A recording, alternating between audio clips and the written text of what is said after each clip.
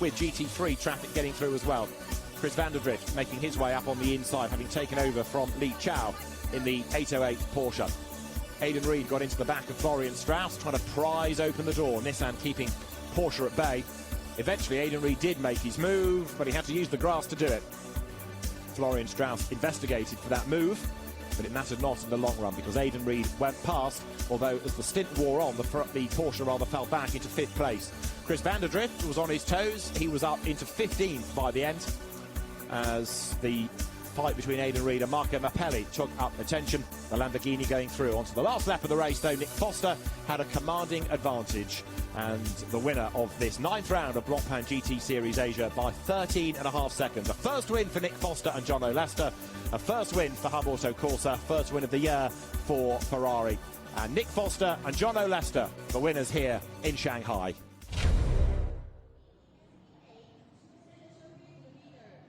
Coming up next, I headed over to the Bentley Boys Garage, the Phoenix Racing team made up of Marjorie and Sean Tong.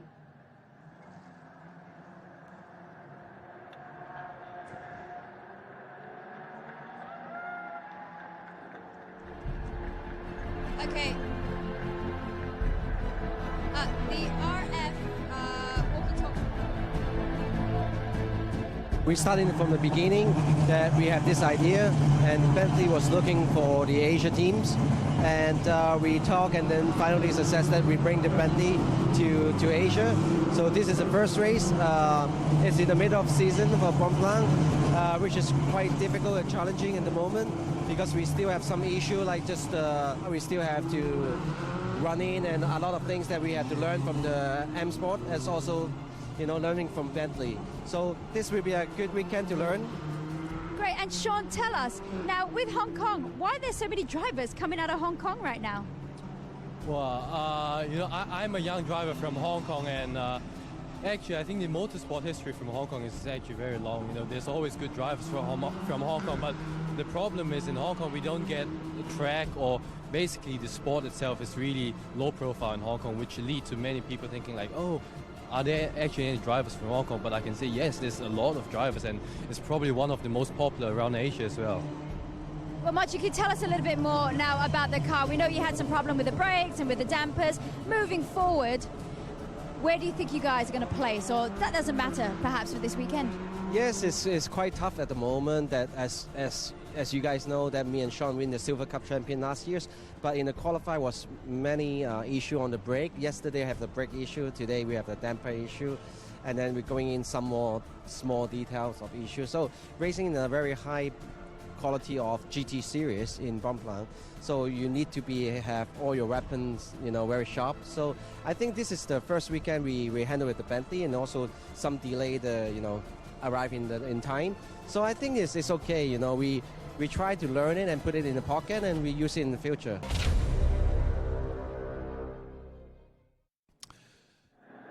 We are ready for race 2 of the weekend, round 10 of Blancpain GT Series Asia here in Shanghai. Welcome to those of you watching on the live streams around the world. You are in for a treat. An hour of racing about to get underway. Yesterday's race was another absolute stormer.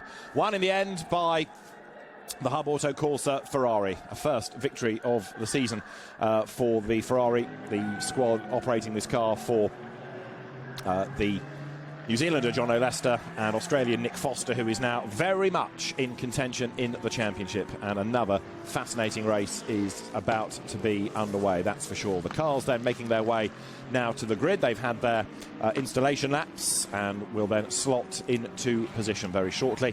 And then this 1 hour race with mandatory pit stops to get underway. Yesterday, as I say, it was the win for Hub Auto Corsa, with the second place car being the Audi of Alessia Picariello and Anthony Liu. Really good result for them. The Shanghai Circuit, 5.4 kilometres long, 16 corners, a long, fast pit straight, a long back straight down to another hairpin. The first corner is a long, almost looping right that climbs and falls into the hairpin at turn 3.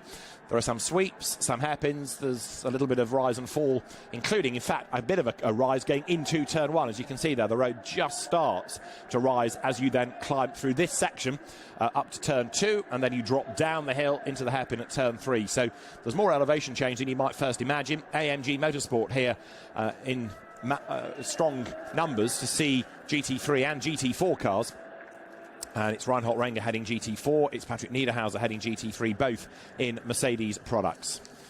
Today's race will be running with different pit stop penalties for the top 3 from yesterday's race. So that means that there's going to be an extra 15 seconds in the pits for the Hub Auto Ferrari, 10 for Alessio Picariello and Anthony Liu, and 5 seconds extra for the Absolute car of Andrew Kim and Adley Fong that had a good result yesterday.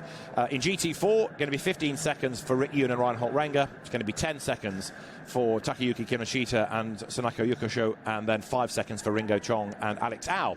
There is BMW's charge in GT4. The M4 at 81 is the car of Kinoshita and Yukusho, which for the purposes of this second race is started by Sonoko Yukusho, the man that did the qualifying time in the car, and that lines up on the inside of the 13th row of the grid. Sonoko Yukusho, very rapid Japanese driver, and he will, by dint of being the nominated start driver and qualifying driver, do this opening stint. The grid is another mouth-watering one, not only in terms actually of the cars, but driver quality as well. It really is, bearing in mind that we've not yet had 2 full seasons of Blancpain GT Series Asia, looking at a massively strong championship. And they're looking down onto turn 3. That's where yesterday there was drama for Sean Tong and Jordan Pepper's Bentley when it got tapped into a spin and ended up stranded. 72, Ringo Chong. Now, he could yet be the GT4 champion. He's been steadily racking up wins. He's had 1 victory this season, lots of points banked as well. New co-driver in Alex Au. And with last year's champions, Frank Yu and Jean-Marc Merlin, not here this weekend, second weekend that they have had to skip, then that's leaving the way clear for the Mercedes drivers. What's interesting in GT4 is how suddenly things are gravitating towards Mercedes. That seems to be the car to have, although in fairness the BMW is remarkably rapid, but whereas last year it was all about Porsche Caymans, now things are starting to change in the direction of Mercedes. We've got KTM adding to the variety in GT4 this weekend, so KTM, Porsche, Mercedes and BMW all set to go head to head. Whereas it's Audi, Bentley, Ferrari, Nissan, Lamborghini, Mercedes and Porsche in the GT3 class. So it's a great entry in terms of the brands. So we look down onto the grid. There is the rear of the KTM at the rear of the grid. That car to be started by Justin McMillan. And let's go to the grid, because one of the quick drivers in this race, Chris van der Drift, is with Claire. With me now, I've got Chris van der Drift in car 808. Look out for him, he's in the Porsche car. Chris, you guys have moved up the order today. What are your expectations? Oh, I've got the race winner behind me there. Our Porsche's pretty quick at the start, so just have to see how the tyres will last and just do the best job I can this stint and hopefully just get a few more spots up further forward and hand the car over to Lee later on, and then come home for a Pro-Am podium hopefully. Okay, I understand that heat is a little bit of an issue with the Porsche here. Is that something you're going to have to manage before you hand over the car to Li Chao? I think it's probably, the harder it gets, the slower the Porsche is, but here we'll just manage the best we can. We're the fastest Porsche here this weekend, so yeah, I just do the best job I can and just manage the tyres and the stint that way, so I can at least give the car to Lee in a pretty good place. Thank you, Chris. Chris van der Drift, Carrera Cup Asia champion last year in 2015, so he knows what he's talking about in terms of Porsches. He's racing China GT. We saw him a few years back, remember, in single-seaters in Europe, but he had his huge accident at Brands Hatch, which rather derailed his career. But Chris van der Drift has made a good name for himself, racing Porsches and racing in Asia and back down under as well. So the grid is formed. There's an enormous number of people midway down the pit straight grandstand, most of whom I think are Porsche fans. They were here in good number yesterday to cheer for Darrell Young's Porsche, and it looks like they're back here again today. There is number 8 Ferrari, which is going to be started by Daisuke Aito, another of the experienced drivers on this grid. That's the Darrell Young Porsche. You can see the red car up against the pit wall, started by Aidan Reid, the Australian driver in this race, and alongside is the Thai Norwegian driver Sandy Stuvik in the sister Craft Bamboo Racing entry. Safety car as it is, pace car as it will be in a moment, is at the front of the grid, ready to lead around the rolling start and to get an hour of racing underway.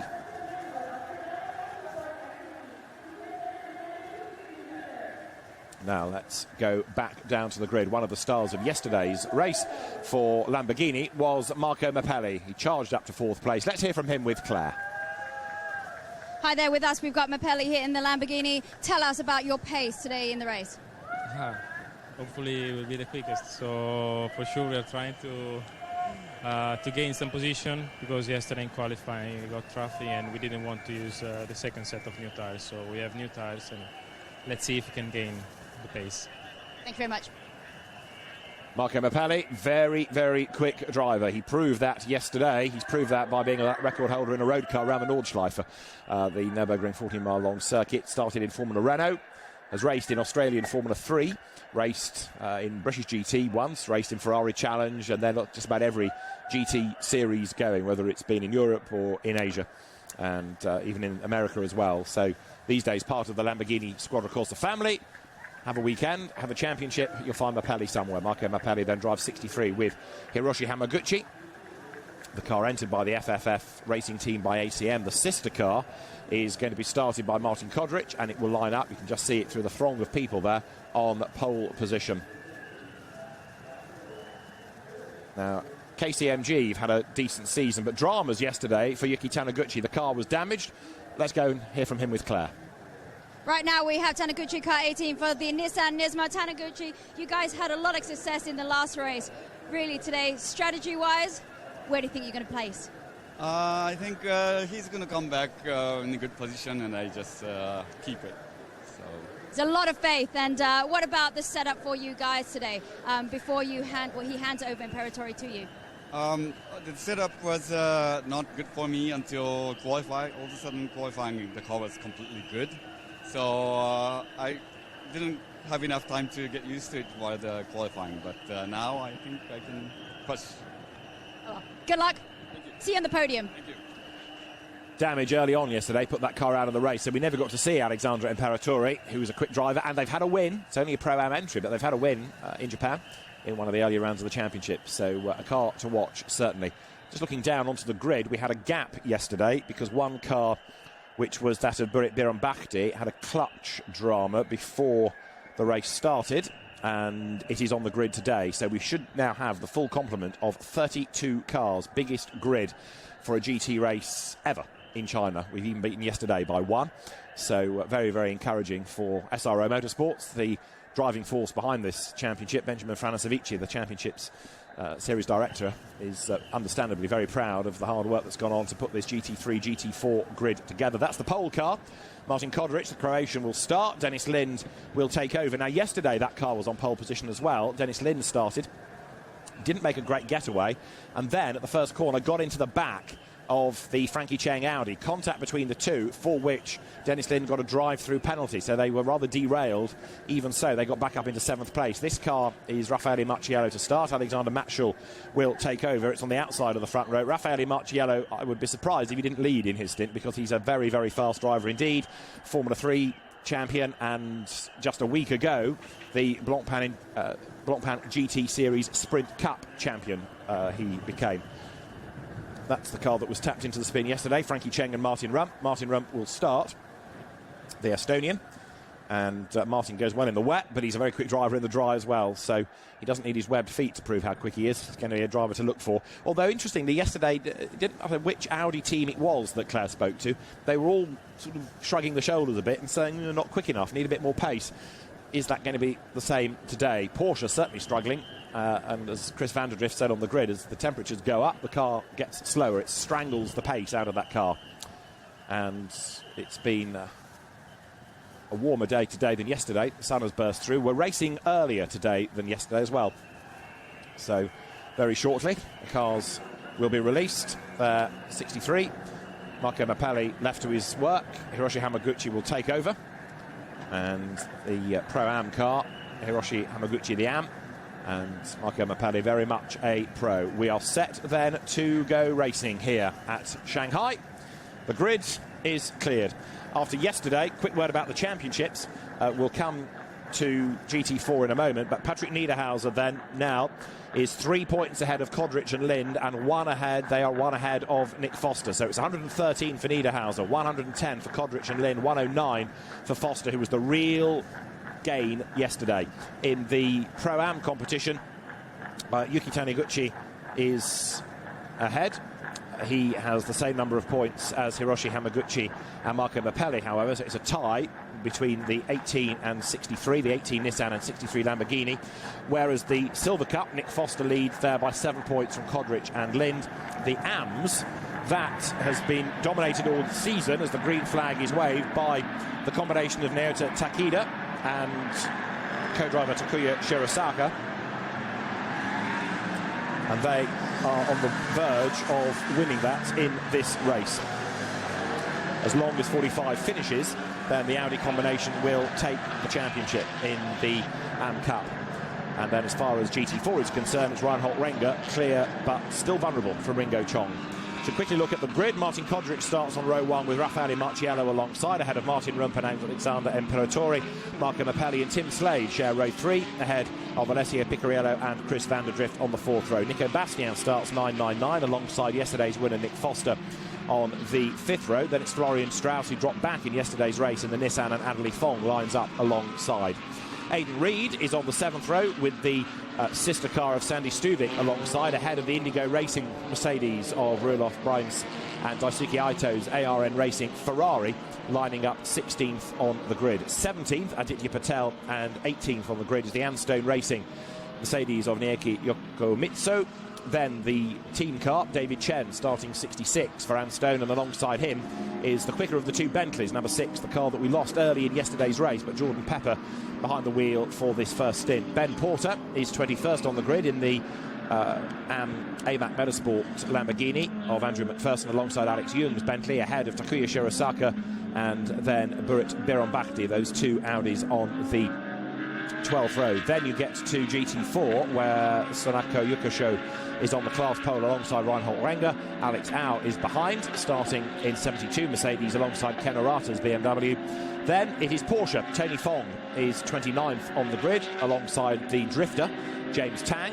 And to round out the grid, the new KTM, Justin McMillan, who races one of these cars in Australia, lining up alongside the Porsche Cayman of Jeremy Wang. That's the 32-strong grid, set to go racing here. BMW through the M4, which has proved to be a very rapid proposition within GT4 this season. And now, as the sun shines, the cars get themselves in the 2x2 Noah's Ark formation, ready for the rolling start. Carefully policed. What the race director doesn't want is for cars to be too far to one side. You've got to go across the grid lines until the lights go to green. Only then can you fan out, so you can't position yourself to try and dive up the inside in anticipation. It's got to be in 2 columns until the race starts. We've had people penalised for doing different in the past, and it's carefully monitored by the officials as this tremendous field then accelerates up towards turn 16. Put your money on a leader for turn 1. Is it Martin Kodrich or Raffaele Marciello? Is it Lamborghini or is it Mercedes? The Grupper M team saying yesterday we've been hurt by the BOP, the balance of performance for here, but Marciello wasn't told about that clearly to go second quickest in qualifying. So round 10 of Blancpain GT Series Asia is about to get underway. If the race director is happy, the lights will go to green any second to get the race underway now. And again, the Lamborghini a bit sluggish like it was yesterday from the back. Behind him, Martin Rubb dives to one side. There's contact in the middle of the pack, and bodywork flies as they dive down towards turn 1. Tim Slade in the yellow Ferraris in the middle of all of that. Chris van der Drift gets elbowed out wide.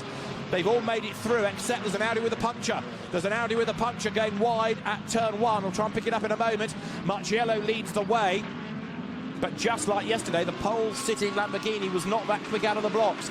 It means that Imperatori is up into 3rd. Tim Slade is up into 4th place, having gained from the 3rd row of the grid. And so Marciello it is that leads the way with, right on his tail now, look, number 63. That is Marco Mappelli.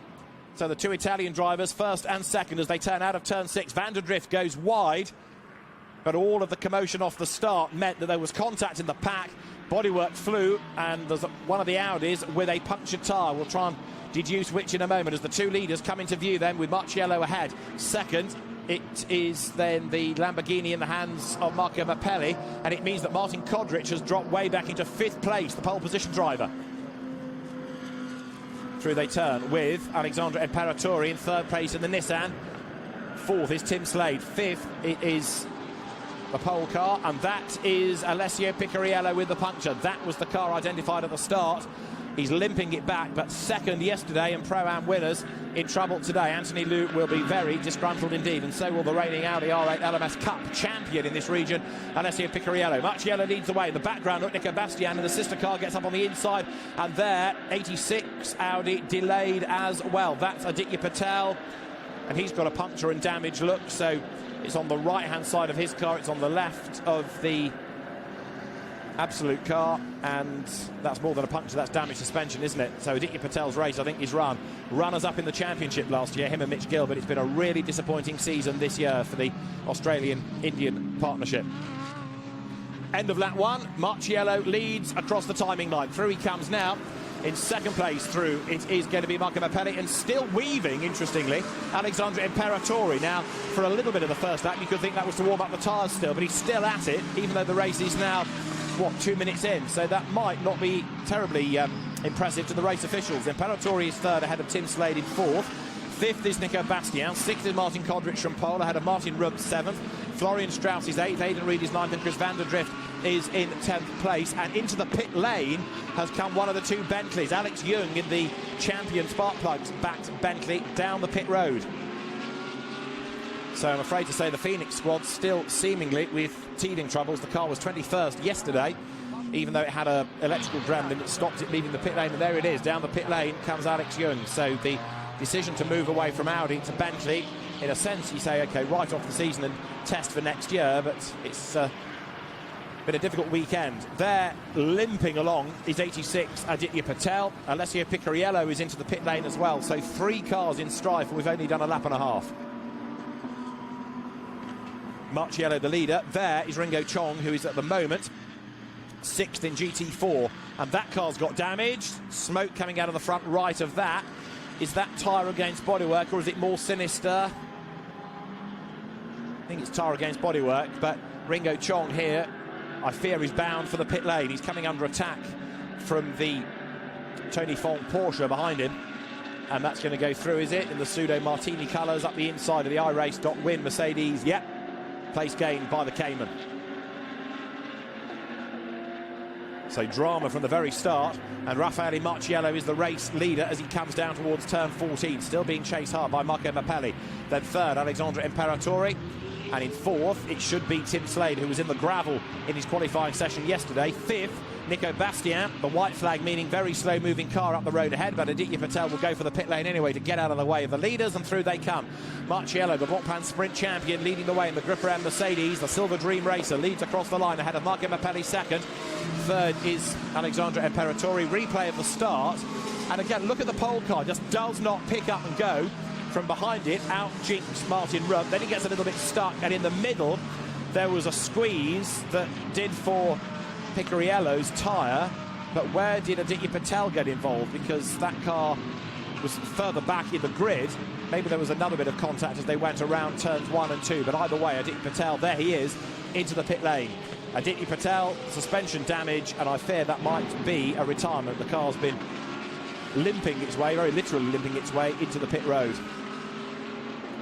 And the car comes to a halt.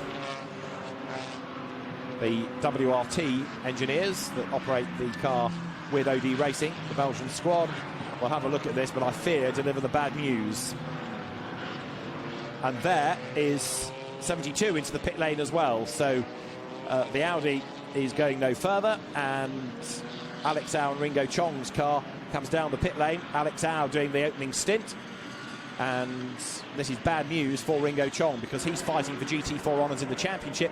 That's another car coming into the pit lane with a problem. Now, out on track, you're looking at the red Porsche, Aidan Reed, the Australian here, coming under attack from yesterday's winner, Nick Foster, the Australian, and then South African Jordan Pepper in the Bentley. So this very international field of drivers, teams, cars that we have, this is the battle going on currently for 11th, 12th, 13th places as they come on to the back straight. Let's hear what happened to Aditya Patel, because he's out of the race and he's with Claire. Okay, we've got Aditya Patel, car 86. Very unfortunate. I've just grabbed you out of the car. Very short race. What happened? Was it going into turn 1? Yeah, it was a turn 1 incident. I really don't know exactly what happened. I got a pretty good start. I gained up to 3-4 places going into turn 1, so I was pretty happy about that. And yeah, even before I could start smiling, somebody flew into the side of my car. I was on the outside, so it's pretty much not the best place to be, but yes, I just got caught out being on the outside, and there must have been some contact on the side and I didn't see it. So yeah, damaged something in the car, and that's the end. Thank you, Aditya. Aditya Patel out of the race, and last year's championship runner-up continues this torrid season as you look at the race-leading battle. Raffaele Marciello versus Marco Mappelli, Mercedes versus Lamborghini, Gruppa M versus FFF Racing Team within the GT3 element of Blancpain GT Series Asia. Over the brow they come. In third place, Alexandre Imperatori just dropping away slightly, and then Australian supercar gun Tim Slade running in fourth place as they come now through the right-hander at turn 6. Tim Slade in the Hub Auto Corsa Ferrari, the Taiwanese team he shares with Maurice Chen, the team owner, and the team celebrating that maiden victory yesterday. Their 81 BMW leading in GT4. Sanako Yukisho is the man behind the wheel, but coming under attack there, look, because Reinhold Renger is right with him. Yukisho, Super GT racer, All Japan Sports Car Endurance Championship racer, has got Reinhold Renger alongside now. So Gruppa M looking to lead GT3 and GT4. The Mercedes there almost up alongside, but the BMW just gets the drag out of the corner. And bear in mind that both of those cars are going to have to sit longer in the pit lane when you get to the pit stops. 125 seconds for a GT4 pit stop, plus 15 for the Mercedes and 10 for the BMW by being first and second respectively in the race yesterday. As far as the leading cars in GT3 are concerned, no extra pit stop time for the leading car, nor for Mappelli, nor for Imperatori, nor for Slade in fourth place, nor for Bastien in fifth. And Mappelli cheekily has a little look up the inside there, trying to unsettle Raffaele Marciello, who's not getting away. But Marco Mappelli tucked up behind him. He can't yet find a way by. Mappelli looking to get past Marciello. Marciello can't shake him off then as they come to the end of lap number 4. Yesterday's race had a safety car period because of Jordan Pepper's car being off the roads. Sean Tong doing the opening stint. There over the timing line goes 888. Marciello is 4/10 up on Mappelli. Mercedes versus Lamborghini. Both victorious brands this year, but Mappelli and Hamaguchi have not been outright winners. They've been on the podium. That was in Fuji, but as they come into turn 3 here, up the inside using lots of curb, Marco Mappelli trying to find a way past the Mercedes. The balance of performance working so that you've got the cars very evenly matched, but then to counter that, very hard to make a place, gain any ground. Together they run on the acceleration up towards turn 6 now. And are they going to be caught while they're squabbling like this? Because not that far adrift now is Alexandre Imperatori doing his best to get onto terms.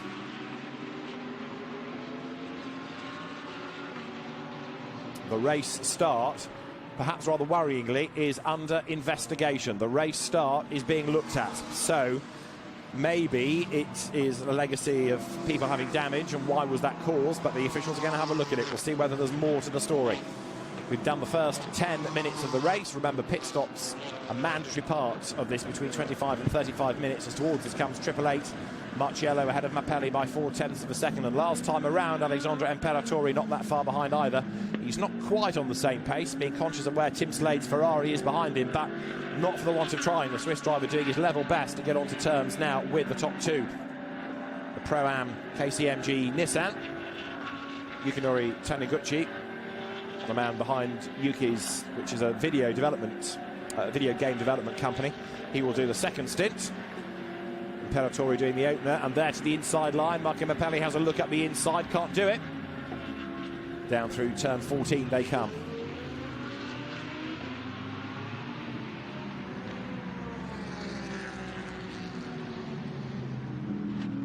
towards the end of lap 5. Raffaele Marciello hangs on to the advantage. Marco Mappelli doing everything he can to apply the pressure and find a way by. The battle is on for 5th place. Look in the background, Nico Bastien just ahead of Martin Kodrich now, and that's important for the championship because Nico Bastien driving with championship leader Patrick Niederhauser, needing to give him as good a chance as he can, as big a point haul as he can. Race leaders go through, and as far as the championship situation is concerned, Niederhauser versus the Kodrich Lind Lamborghini, well, they're running nose to tail in the race. There are the race leaders swinging their way up towards turn 6 once again. Niederhauser 3 points ahead of Kodrich and Lind in the title race, but they're together on track at the moment, those two cars. So too are the sister cars. Marciello ahead of Mappelli.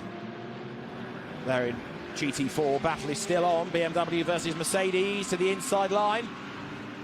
Reinhold Ranger has a look, but he can't find a way by. Sanaka Yukisho fends him off, at least for the time being. And now we're getting the track limit warnings coming. One of them to Raffaele Marciello, who's also been reprimanded yesterday for track limit abuse. The GT4 leading BMW. It looks perhaps more touring car than GT car, but this is one of the very successful turnkey cars in GT4, both in Asia, both in Europe. And over the line goes Sanaka Yukisho, then keeping at bay Reinhold Ranger. The second of the BMWs currently running 3rd in GT4 as well, in the hands of Ken Urata. And there goes Reinhold Ranger out of turn 1, trying to get up on the inside line, but to no avail. Can't do it. Heading downhill then through turn 3 this time. And again, the Mercedes tries to get a bit of a hurry on, tries to get up on the inside. But everywhere that Reinhold Ranger wants to be, Sanaka Yukisho is already there. He knows exactly where to position the car. Their closing look on 72, Alex Au in the delayed Mercedes. That was the car that Ringo Chong's championship hopes took a knock in earlier on when it had the contact and had to come in for an extra pit stop. So back into the race, Alex Au, former GT3 Audi racer, but badly delayed.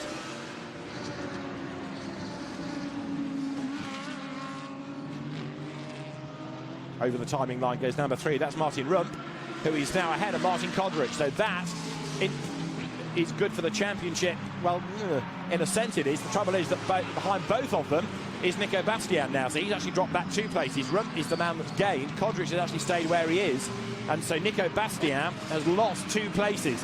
I was thinking that Rump taking a place away from Kodrich was going to be good for the Mercedes. Trouble is, it's gone totally the wrong way for Nico Bastien, because losing 2 places puts them behind the championship rival car. 3rd and 4th together. Alexandre Imperatori, Tim Slade behind.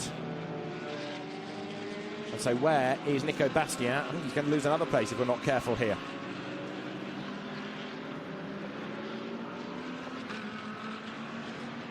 Through goes 18, that is Imperatori. And we've got the first of the penalties coming. There's a whole list of people being given drive-through penalties, 88 being one of them, which is the Diana Rosario James Tang Mercedes in GT4. Another one being number 5, which is the Alex Young Bentley with Marchi Lee as the co-driver. Also 71 being given a drive-through, and that is the Juwei Naoki Yokomitsu Handstone Racing Mercedes, and 808, which is Chris van der Drift, being given a drive-through penalty. So 4 cars being given drive-throughs, the start investigated, and 4 cars cop a drive-through penalty. 888, Raffaele Marciello leads the way. Down he comes towards turn 14. There is Imperatori, still under attack.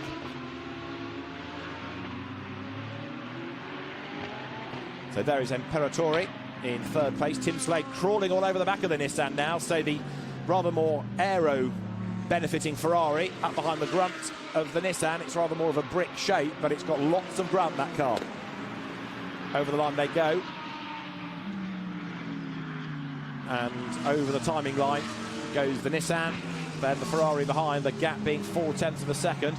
Rump, Kodrich, Bastien next through, and Nico Bastien is being caught by van der Drift, although van der Drift is going to have to serve that drive-through. All of those drive-throughs I was mentioning are for a false start.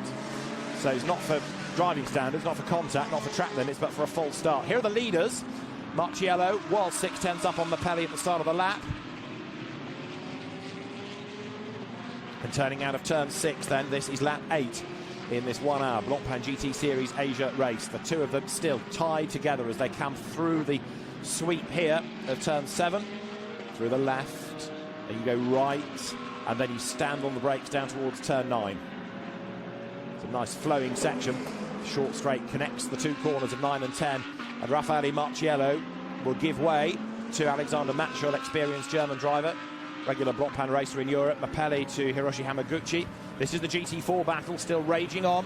81 under attack again. The BMW of Sanako Yokosho coming under attack from Ryan Hotrenger. Through they turn. And also we are getting track limit warnings now. So the Porsche of Sandy Stuvik, number 911, what else, being warned about track limits. Let's find out about the travails of the Marchi Lee Alex Young Bentley. Marchi Lee is with Claire. Hi there, we've got Marchi Lee, car number 5, Phoenix Racing Team from the Bentley boys. Marchi, this weekend is long and really drawn out for you, much like the sinking of Venice City. Brake issues once again, I see. Yes, you know, first of all, it's the first brand new car in Asia, and the whole team needs to work and learn, and we have the brake issue over the weekend, so that's why the performance is not there. And the setup rise, we're also learning, but I think the other car, number 6, is quite good now. So we are looking for a better result this weekend, but unfortunately the brake issue comes again in my car. So it's unfortunate, but this is racing, so we learn from the mistake and we come back strong. And it's safe for me to assume that you guys are taking this session now as a testing session. Alex has gone out even though it's been like 4 or 5 laps. Yeah, I think motorsport is one thing is to try to finish all the race and try to learn. And we try our best to learn the new car, and we'll be back in Shanghai. Thank you, Marchi. So disappointments for the Bentley boys, but if it can circulate, is going to bring back valuable data, that car. The sister car, number 6, Jordan Pepper at the wheel, is still circulating in 12th place, going pretty strongly actually. Now there is Tim Slade up into 3rd place. The move came just as the interview started, and so we missed the overtake, but Tim Slade has done it. He's got himself up past Alexandre Imperatori, now using the traffic to his advantage as well to get clear and build up that gap over the Nissan behind, except then he gets a little bit delayed there. Look behind 88, goes around the outside and picks up the spot going down towards turn 9 now. Imperatori trying to join back in as well. The other car that's still a concern is 999, Nico Bastien, dropping down the order. He's in 7th place, behind championship rivals Kodrich and Lin, staying ahead though of Nick Foster, but you wonder for how long. GT4 battle there. Look on the inside line, making his move is Tony Fong against James Tang. Tim Slade though, now that he's up into 3rd place, trying to get another podium this weekend for Hub Auto Corsa. That was the winning team yesterday. But overall race leaders, the GT3 leaders, coming towards us here. So we've got this wave of cars having to serve a drive-through. Chris van der Drift having served his. We've got this lead battle still raging on, and more back markers to play a part. But look at Tim Slade in 3rd place now, because the Australian driver has a clear bit of real estate ahead of him. The leaders are picking their way through back markers and battling amongst themselves, and that means that the Ferrari, for the moment, is being able to whittle away that margin.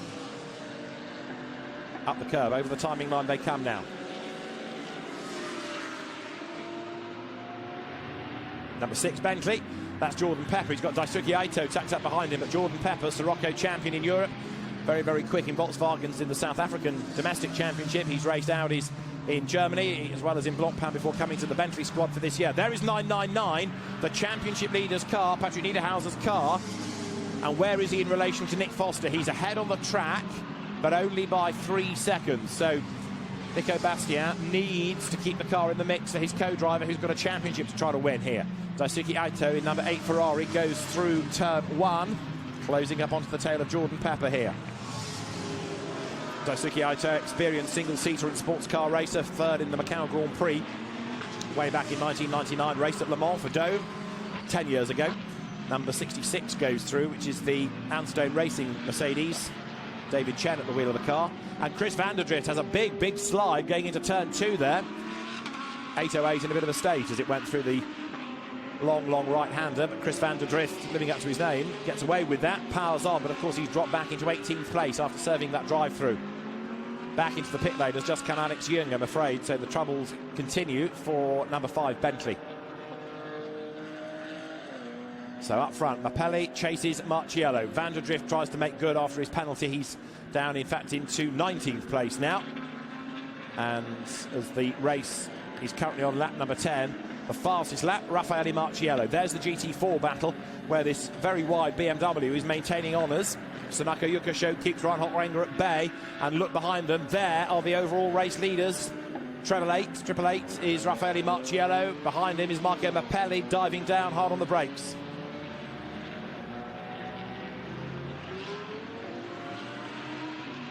Out of turn 14, speed building, got that tiny little kink, almost imperceptible, coming out of the hairpin. This is turn 16, the left-hander, and they're closing up on the traffic, significant traffic as well, because it's the GT4 lead battle that they are catching. Over the timing line they go, and the lead gap now is 0.6 of a second point, 6.31, Marchiello to Mapelli. Slade runs third. Now Tim Slade's lap times are comparable. They're not actually better than the cars ahead by much. They're better than the leader by a tenth, but not better than Mapelli's. So in real terms, Slade's not making any real progress onto the back of them. He needs the traffic to throw him a lifeline here.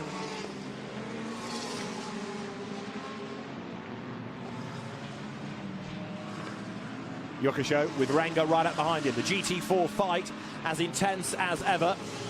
The GT4 cars closer to their road going counterparts, cheaper to run, and with more and more manufacturers getting involved, more cars available, more turnkey cars available, so more reliable with good customer support programs. GT4 has been a huge success in the last 18 months. There, Mapelli being dealt a bit of a bad hand in the traffic. He gets past the BMW now.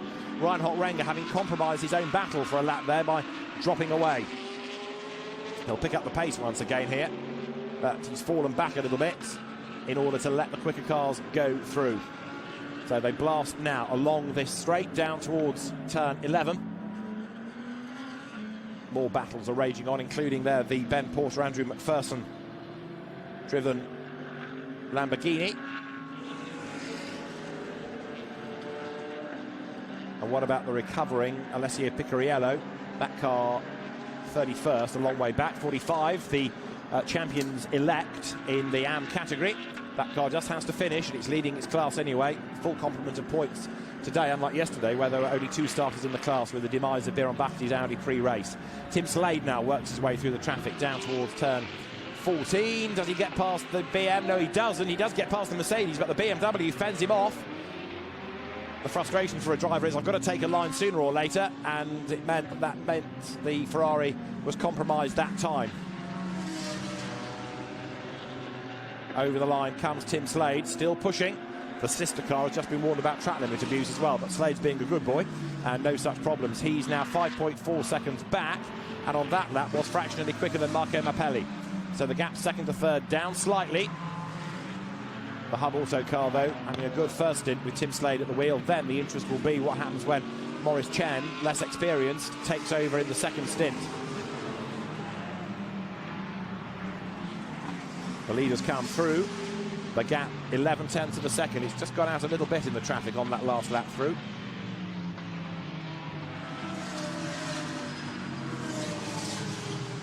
And don't forget, we've got these extra long pit stops to factor in as well when the pit lane opens, which it will do for some at the end of this next lap. 66 blasts through. David Chen is in 19th place. And there, back in the race, in fact, 86. So the Aditya Patel Audi rejoined. And there's a spin ahead of it, and that is 59 that has gone around. Biron Bachti has rotated. Into the pit road has come 88, which is James Tang. Biron Bachti gets going again. So that was the car that missed yesterday's race with the clutch drama. Into the pits, we just saw the AMG Driving Academy Team LSH Motorsport Mercedes, James Tang, the drifter, and occasional circuit racer to give way to Diana Rosario, the Macanese lady, who's not raced for quite a number of seasons now, that former single-seater racer. Number 3 there, Martin Rump.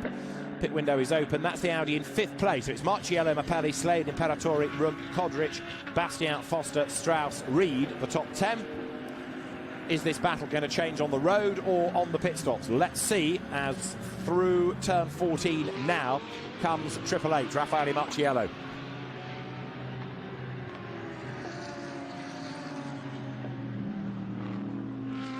Marciello accelerates onto the pit straight. Marco Mappelli behind him. The gap last time was 11/10 of a second. They're both staying out because they are quicker than their co-drivers, so you need to maximise the available drive time that they've got. So the gap is down slightly. Tim Slade should still be third, but is he going to be able to bring the gap down? No, it's still hovering around the 5.5 second mark. There, further back, Daisuke Aito versus Jordan Pepper. Ferrari was ahead. The Bentley wants to get its place back as into the pit lane comes Martin Kodrich. Second in the championship, Daisuke Aito goes ahead of the big Bentley that wriggles up the inside. It kind of dwarfs the Ferrari, doesn't it? The low-line Ferrari 488 versus the Bentley Continental GT3. They go past the pits side by side. Jordan Pepper had his nose in front by 22 thousandths of a second, but he's on the outside line at turn 1. And so Daisuke Aito hangs onto the place, goes wide. Bentley nips up the inside line. Jordan Pepper will go through, will he? Let's see. Yes, he does. Good driving by both of them. Fierce fight. The inside line all the way through turns 1 and 2 is the outside for 3, so you've got to get the job done, and it works. And Jordan Pepper goes back into 10th place. So the Phoenix Run Bentley, this is the one having much better luck today. 5 is the troubled one. 6 was a retirement yesterday, but it's on a switch for today's race. The pit window is open. We've got more and more of the cars heading through the pits. Kodrich in, Nico Bastian in to give way to Patrick Niederhauser. Nick Foster is in relatively early to give way to John O'Lester as well, but it could be a plan that to get him out of the traffic.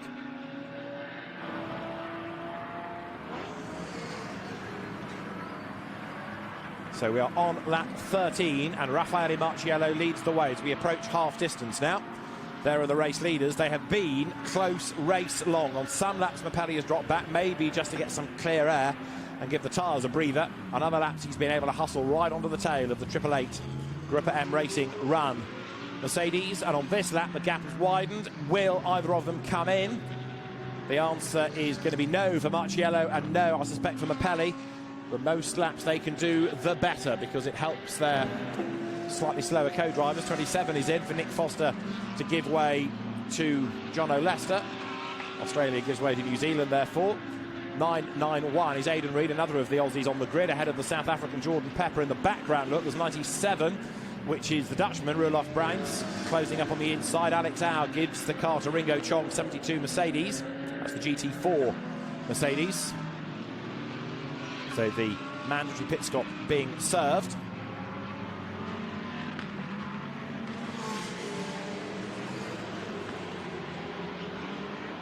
Mitch Gilbert is the man you can see in the background, ready for his car to come in.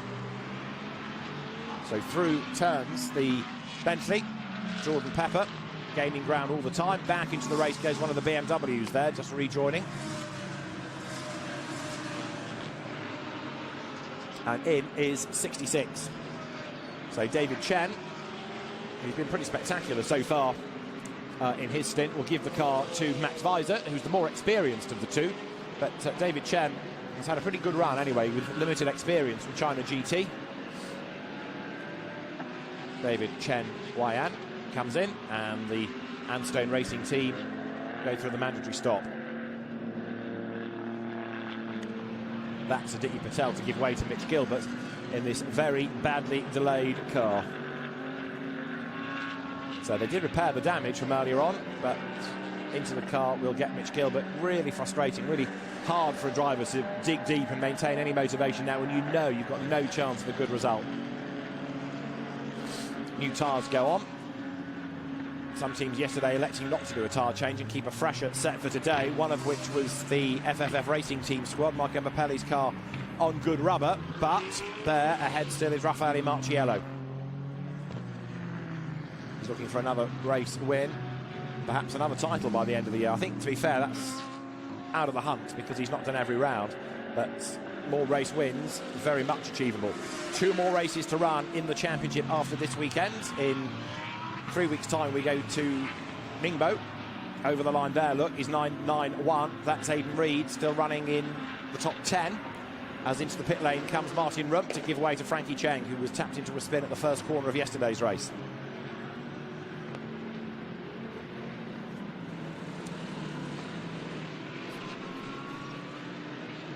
Audi down the pit lane, and the Absolute Racing team will now go to work, cycle through the drivers. We'll see what they elect to do about tyres as well. there's no real handicap to changing tyres other than the available set, because everyone's pit stop has to be done to a time. It's not like you're losing time because it's as quick as you can type of pit stop that you have in other categories. So if the teams elect to do it, it doesn't lose them much time. Over the line comes the AM champion-elect Audi 45, Shirosaka and Takeda. Shirosaka still driving, he's not pitted yet. The BMW, which has served its pit stop now, Kinoshita has taken it over and drops back for the moment, at least in GT4, the TV presenter, Takayuki Kinoshita, a racer journalist. There is 808 for Li Chao now to take over from Chris Vanderdrift, that car that's from the JRM team. Porsche blessed Asian team. Into the pits comes 82. The BMW, this is the second of the Team Studi cars for Ken Orata, the Japanese driver, to give way to the Taiwanese driver Max Chen, who's raced in Formula Renault Asia, he's raced in Carrera Cup and in GT Asia. So the Taiwanese driver Max Chen will take over from Ken Orata that we saw last year on occasions in Lamborghini Super Trofeo. But the two of them enjoying life in these very user-friendly, very AM-friendly GT4 cars.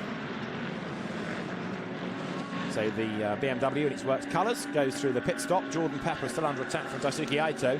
They've had a great battle, these two, and it's not resolved yet, far from it. Down that back straight they come towards the hairpin at turn 14. Behind them is the Audi in the hands now of... who's that going to be? It's the delayed 59, isn't it? So it is Jingzhou Sun behind the back marker.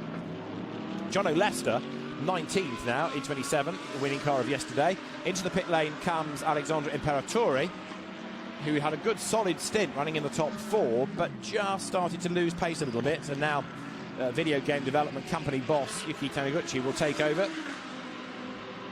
So race winners this year. Driver change done. Mitch Gilbert uncompromisingly gets past 66 there, puts the move on Matt Weiser as he goes through. The Audi a long way back, but Mitch Gilbert determined to try and salvage something out of this if he can. Into the pit lane comes number 45 then, so that will be now for Shirosaka to give way to Takeda.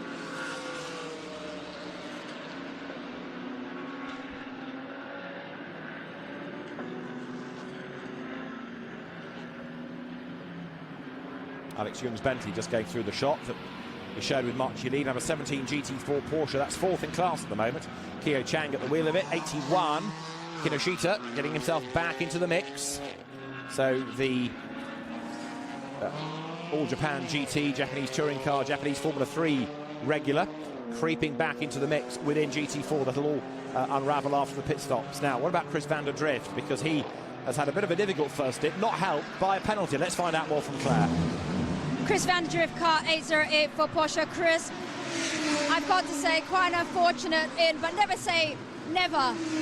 It looked like Pied Piper. You got done for a drive-through penalty for full start. Tell us what happened. I actually have no idea, and I thought, oh, what else did I do? And then they said false start, and I said, oh, it's the same as everybody else, so no idea. It was a shame. We were pushing on, and the car was pretty good today.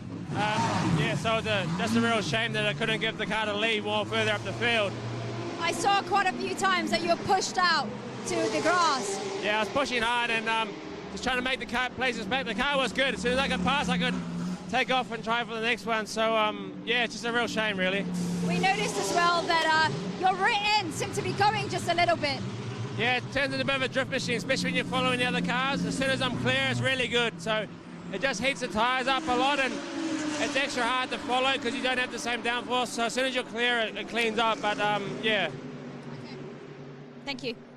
And there is Chris Vanderdrift's car. Li Chao now at the wheel of it, but it is in 18th place after the penalty.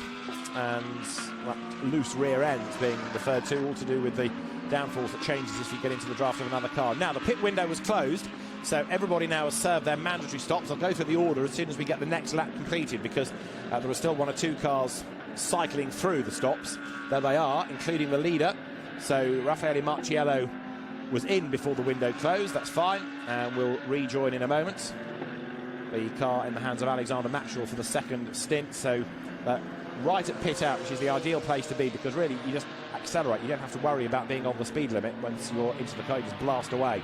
Number 19 there, this is now Dennis Lin, pole man for yesterday's race, and the championship rival to Patrick Niederhauser, along with co-driver Martin Kodrich. Out into the fray once more, goes 63, just behind Triple Eight, so nothing has changed, has it? Hamaguchi still behind the Mercedes, as was Mappelli. Alexander Matschel now versus Hiroshi Hamaguchi, and the gap just widens because that back marker, infuriatingly, gets slightly in the way. Hiroshi Hamaguchi goes through. He's been a GT Asia racer. He's raced in Carrera Cup in Japan to win the championship. He's raced in the Asian Le Mans Series, raced in the Michelin Le Mans Cup, the support series to the Le Mans 24 Hours. So Hamaguchi has done a lot of racing, pretty experienced, and now putting that to good use in this stint to see what he can do for maybe a podium finish here.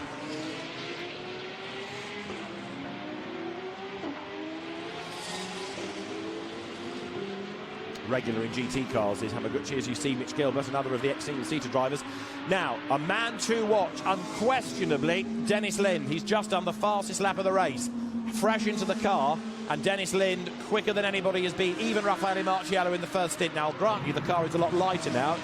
You don't refuel, so the car getting lighter as the race wears on, but Dennis Lin, pole man yesterday, absolutely storming. There, 17th is Andrew Kim. 86 of Mitch Gilbert is a lap adrift, of course, because of the earlier problem. So we'll see in a moment what the gaps are amongst the leaders.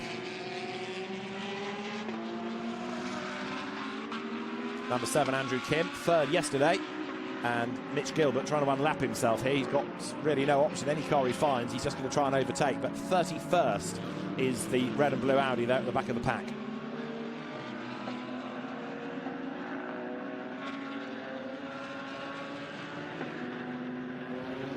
There are the race leaders, nose to tail, down towards turn 14. Alexander Matschel hangs on to the advantage. Second is Hamaguchi, and the cars to watch behind. The yellow Ferrari, number 28 of now Maurice Chen, and then number 19, Lamborghini Dennis Lin. That, as I say, the fastest car on track, and to see whether it's got a chance, maybe, of getting up with the leaders. So, into turn 1 goes Matschel.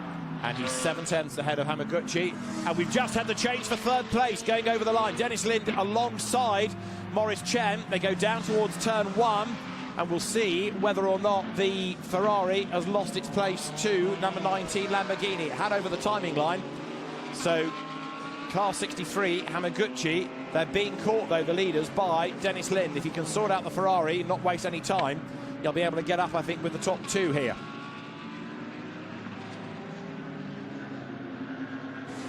So out of turn 6 go the leaders. Traffic ahead. Alexander Matschel turns his way now through turn 7.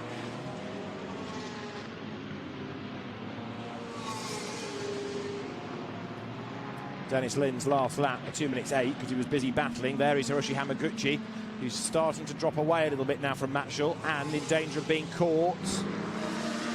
Lin third, Chen was 4th over the timing line, and then Frankie Cheng 5th. Now Patrick Niederhauser is 6th, number 999, but behind his championship rivals. There is number 19. That is Dennis Lin. Look how much ground he's pulled over Maurice Chen in half a lap.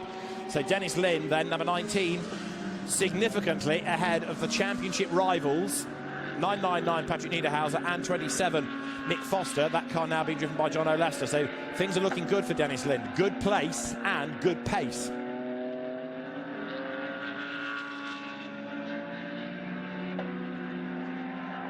Way up the curb, coming out of turn 13. There, the 2 race leaders ahead, and this will be a proper flying lap. Now, really, you've got the AMs of Pro-Am cars here, whereas Dennis Lin is a pro. He runs in the Silver Cup, so it should not be a surprise that he's lapping quicker than the 2 ahead. But with 20 minutes to go, it's going to make this for a very interesting finale, isn't it? Down towards turn 14 he comes. Maurice Chen is another Pro-Am. Frankie Cheng running 5th is the next of the Silvers. So too is Patrick Niederhauser in 6th place. So Dennis Lin coming up to turn 16. The leaders go through. Matschel to Hamaguchi, 0.982 of a second. But now we will see the gap first to third as Dennis Lin breaks the beam, and the margin is 9.5 seconds. That's all. 9.5 seconds with 19.5 minutes to go. Dennis Lin is going to do this, isn't he? He's going to win it because he's lapping over 2 seconds a lap quicker at the moment. and Dennis Lin powering into contention against Hamaguchi for second place. In fourth place then is Maurice Chen, and Chen is being caught by by Frankie Cheng in number 3 Audi, and also by Patrick Niederhauser. So 4th, 5th and 6th is another battle to keep an eye to, because that's going to change before the end as well. There's 808, Chris van der Drift. 45, the AM leading Audi. Now with the Japanese driver Naoto Takeda at the wheel, they're going to win the AM Championship here.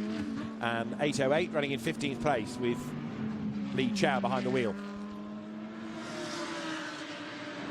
Sandy Stuvik, 911. That car now in the hands of Shea Davis, goes ahead of Sean Tong in the Bentley. So a change for 10th place. Shea Davis goes ahead, Sean Tong drops back. But the Bentley keeping going, and all this data all helping the development of this car for the Phoenix Racing Asia squad. Number 911, the Craft Bamboo Racing Porsche, a winning car here a year ago. Shea Davis up on the inside line. Sandy Stuvik, who was also very competitive here a year ago when he was a Lamborghini driver. He is the man that's done the opening stint, now gives way. 72 in the meantime is Ringo Chong, and in the pit lane once again is Mitch Gilbert's Audi 86.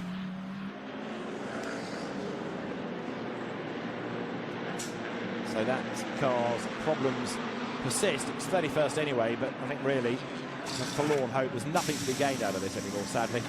And it's on the little trolley jacks, which makes me feel it's going to be swung around and put into the garage.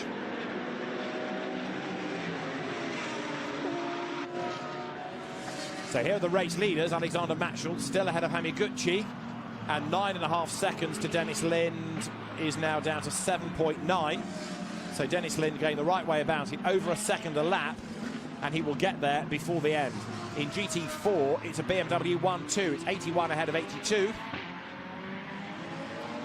Remember that we've had the extra pit stop penalties today, which mean that treble 6 has dropped back into 6th place in the class, the Mercedes. 911 there, 11th overall. Shea Davis through the traffic. The Craft Bamboo Racing Porsche over the timing line, getting away now from the Hong Kong driver Sean Tong in the Bentley.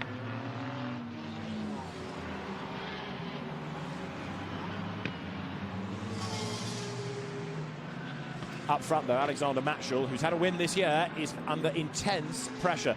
In the European Blancpain Series, he runs in the AM Cup, and therefore you are rather at the back of the field, it must be said, because there's a Pro and a Pro-Am ahead of you. But here, as a Pro-Am, he's got the chance to fight for overall wins, and therefore he's not going to give this one up without a real battle. Right on his tail is Hiroshi Hamaguchi, who likewise wants a maiden victory. Together they come out of turn 12, and while they're lapping like this, and while they're squabbling like this, they are being caught by Dennis the Menace. Dennis Lin is catching up behind them in 3rd place. Dennis Lin, former Lamborghini Super Trofeo Europe champion and World Final winner, and very quick driver, and there he is. He's done the fastest lap of the race already. He's continuing to take time out in the sectors, and it's all going in the right direction for him. So Dennis Lin closes, held by this battle that's going on ahead of him. Lind won at Suzuka. Alexander Matschel there in the race-leading Mercedes makes the run up towards turn 16, accelerates then towards the line. Matschel won in Buriram, and we've got pit stop protocol under investigation, so we are told by the race officials. Leaders go by 4/10 the margin, and 6.5 first to third. Another 1.4 seconds pull back, so Dennis Lind continues to close.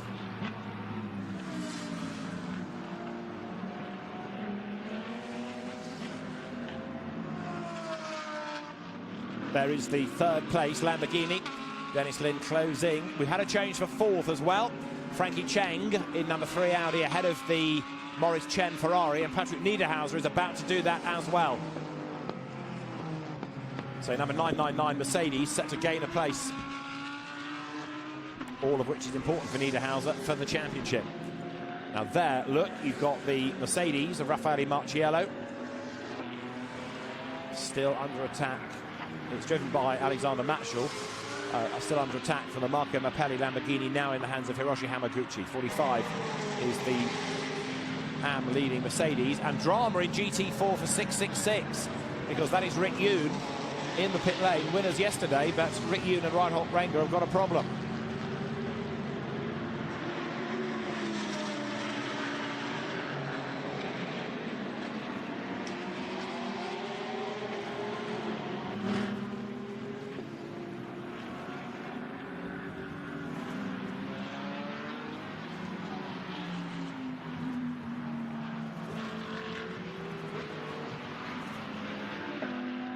.999 is up a place. Patrick Niederhauser there has gone ahead of number 28 of Maurice Chen. So Niederhauser up into what is now 5th. Dennis Lind, championship rival, is 3rd.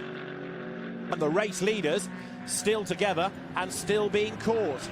So this is the other element to all of this, that although you've got Niederhauser making ground up, Matchell and Hamaguchi are being caught by Dennis Lind. Out of turn 16 they come. 13 minutes are on the clock. How long before Dennis Lind is up with them? And if he can get there, how long before he can get past? Over the timing line they come once again. 0.4 of a second. It is like nothing has changed in 40 minutes, isn't it? Because here you've got the two cars that were leading early on, nose to tail, still battling, and still nose to tail. You've had pit stops, you've had traffic, you've had changes of driver, and yet still these two are inseparable.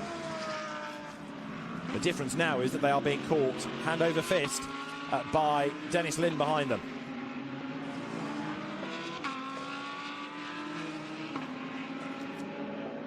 Into turn 6 they go now, through the right-hander, again under braking. Hiroshi Hamaguchi has a look, but he can't find a way through there. Turn out of the corner, accelerate now into this 7-8 sweep, this long elongated S, and that in turn brings you down to turn 9 with the heavy braking zone.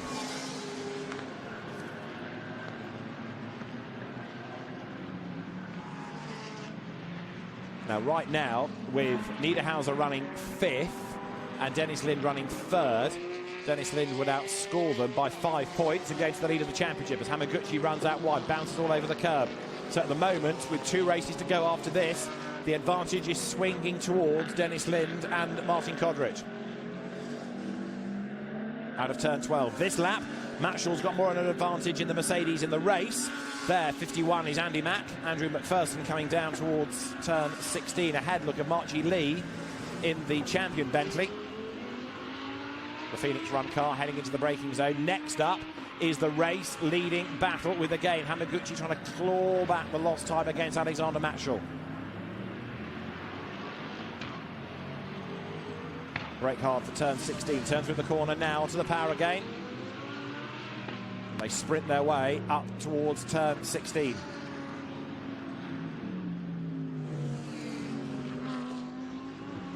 Both of them on the limit. Up the curb, over the timing line they come now. So the leader goes through. The margin is 0.8, and Dennis Lind is there in the background. 4.5 seconds is the margin now. He's taken 2 seconds out on that lap alone. So Dennis Lind is virtually there now as they go through turn 1. And this is the car that's going to win the race, isn't it? Number 19 Lamborghini. On pure pace it can do. Just depends how long it takes to get through the traffic. And I wonder as well whether much resistance will be put up by the second car. One is for the overall championship, one is for Pro-Am. Of course, they are battling the top 2 for the overall lead and the lead of Pro-Am for the moment. There you've got 991 of Darrell O'Young getting up on the inside of the Ferrari.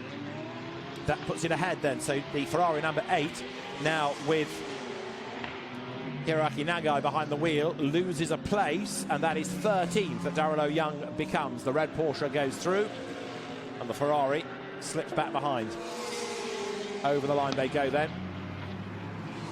Darrell O'Young making a bit of progress. The Porsche gains ground, but the sister car 911 with at the moment Shea Davis at the wheel still running stronger in the top 10 in fact. So 10 more minutes to go, 4.5 seconds, first to third. Dennis Lind continues to close, continues to catch. The marshals being ever so busy with blue flags around the circuit now, with battles with Lapri going on. But Alexander Matchell, for the moment, dare one suggest, has just broken away slightly from Hiroshi Hamaguchi. He was no quicker in the first sector, but a good bit quicker in the second. So the gap has marginally increased. Dennis Lind, however, faster in both sectors, as you would anticipate, is bringing down that gap once again, and he goes in towards now the hairpin at turn 14, and wide goes Hiroshi Hamaguchi. That spoils the effort completely. Drops back from Matchell, and he's almost into the clutches of Dennis Lind.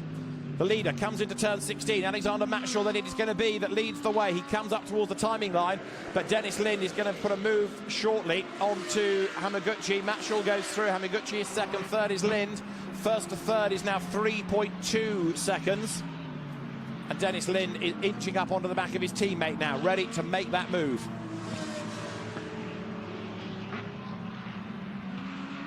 Through they come, out of turn 1. And Dennis Lind, Lamborghini champion, Danish Thundersport champion as well. The cousin of Grand Prix racer Kevin Magnussen accelerates now in towards the approach to turn 6. There's the leader, Alexander Matchell it is, hanging on to the advantage, but for how much longer, I wonder.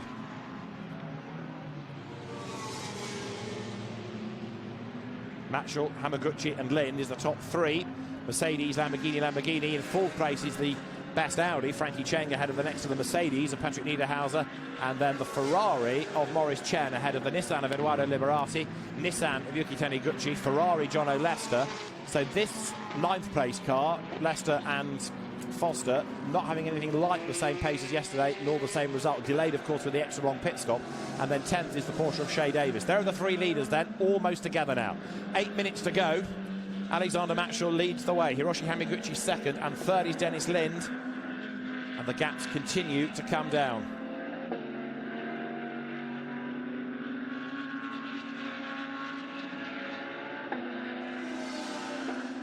More back markers are up the road, including the quirky KTM. Dean Kutsamides at the wheel of it. Behind him is number 17, Porsche Cayman of Keo Chang.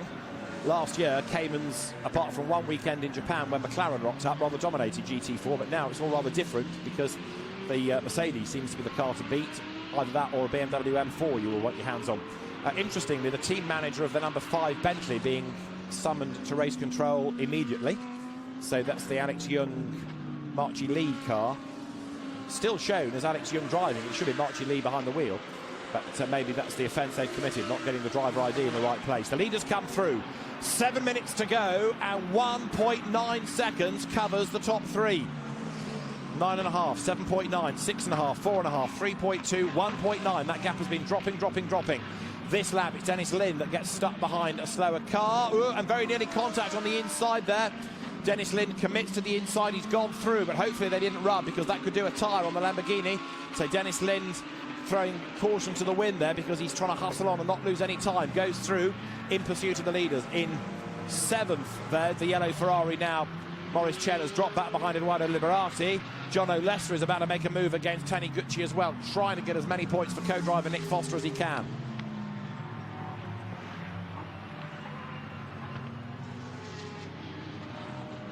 So through goes Alexander Matchell, sprinting his way into turn 6. There, 63 behind him. Hiroshi Hamaguchi still just ahead of Dennis Lind, who is wasting no time getting through the traffic.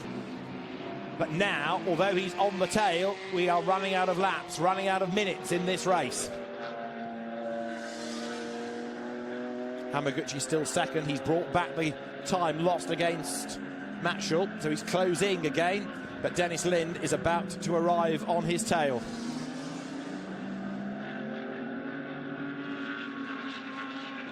Comes through that long right-hander of turn 12 and 13. And now you see which the cars are that have got the good grunt or the good aero to be fast in a straight line. Dennis Lind has done the fastest lap. He's closing on the top 2. There are back markers ahead for Alexander Matchell, who sits in the middle of the road to try to cover off any move from Hamaguchi. But there, look, Dennis Lind closing right up, using all of the real estate on the outside line. Wide in. Matchell is wide out, though. Flash of the lights to Ringo Chong. The blue flags wave as well. And Matchell goes through on the inside at turn 16, but he runs deep up the curb. Dennis Lind carries all the momentum. Dennis Lind is about to go for second place. Look, the 2 FFF Racing Team Lamborghinis will be together. And now the move should come into turn 1. Does he dive up the inside? No, he doesn't. I thought Dennis Lind would have made the move down towards the corner. but instead he's trying to prise open the door. There it is for second place. Dennis Lind goes through. Hiroshi Hamaguchi forced offline a little bit, but he's still got a chance of winning Pro-Am, because Lind, once he gets past Matchell, will be away and gone, and then these two that have been battling race long will continue for their Pro-Am duel. So Dennis Lind with 4 minutes to go, closing onto the back of Alexander Matchell. Is he going to get through on this lap, or can Matchell stick out his elbows and hang on to the position? Let's see. Nose to tail out of turn 6. Down the hill they come once again. Dennis Lind goes to the outside, then the inside. Matchell defends. You've got a very good Am against a very good Pro here. Alexander Matchell swings through, leaves the door open. Dennis Lind tries to duck up the inside, but he can't really do it there, going out of turn 8. So as they come towards 9 and 10 here, he wants the inside line, but again the car twitches. He puts down the power. Great battle, and more traffic ahead. 3 3/4 minutes and counting. Now in towards turn 11, Dennis Lind jinks to the inside line. Matchell has to block him from his conscience for a moment and concentrate on the traffic. Flashing the lights at the Porsche just up the road, but Lind goes through, seizes the advantage. They lean on each other as the Mercedes then move to the inside to get past the Porsche, but Dennis Lind was already there. He couldn't evaporate, and so Dennis Lind goes through, or does he? Because Alexander Matchell fights back. Side by side, they lean on each other. It's like touring car racing this as they come down towards the hairpin at turn 14. Dennis Lind has the inside line, Alexander Matchell on the outside, and then to the very outside goes Hamaguchi, 3 wide and 3 minutes to go. Lind loses out because into the lead goes Hamaguchi. He gets the toe, he's on the outside line. Matchell goes ahead of him, and Dennis Lind is back up into second as Hamaguchi went deep into the corner. Fantastic racing.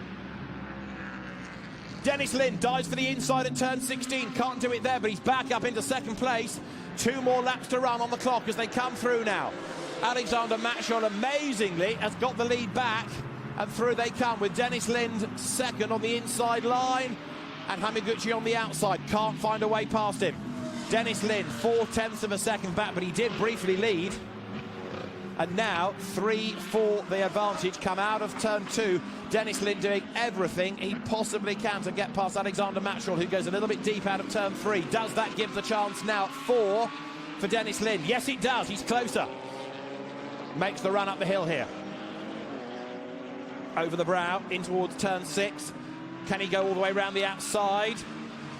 Answer no. Can he duck up the inside coming out of the corner? Yes, he can, and again they rub. That Mercedes is a big wide car. Dennis Lind has the outside line sweeping into turn 7. It's the wrong line, so he slots back in behind Matchell, who spins. Round he goes. Alexander Matchell loses it. Throws away the lead, throws away second, hooks first gear and blasts away in third place. But that means that the FFF racing team that had a 1-2 in the earlier Lamborghini Super Trofeo race is on for a 1-2 in this race as well. And Dennis Lind is the new race leader. What a race. Fabulous drama right to the very end. There's a lap to go. Alexander Matchell might feel a little bit aggrieved that there was contact between him and the Lamborghini, but it was just hard racing. And in the end, he fended off Dennis Lind, but he carried a bit too much speed into that sweep. Here's the move. Look, Dennis Lind on the outside line. Alexander Matchell on the inside. Turns through. And the car just breaks away.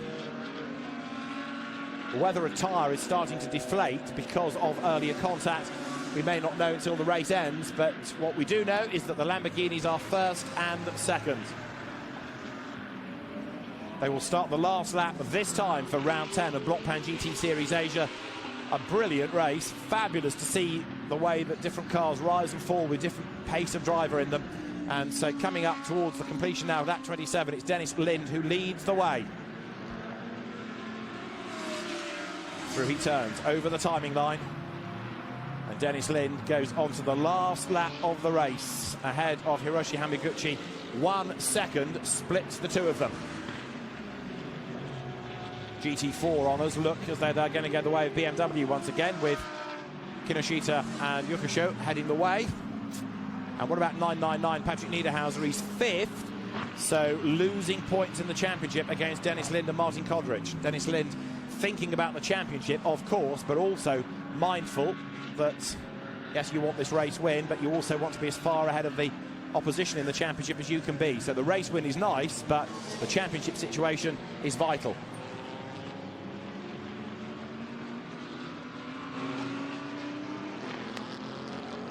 There is BMW 81. That's heading for honours in GT4. Takayuki Kinoshita heading for another victory as the BMW chases the Lamborghini. Class winners both.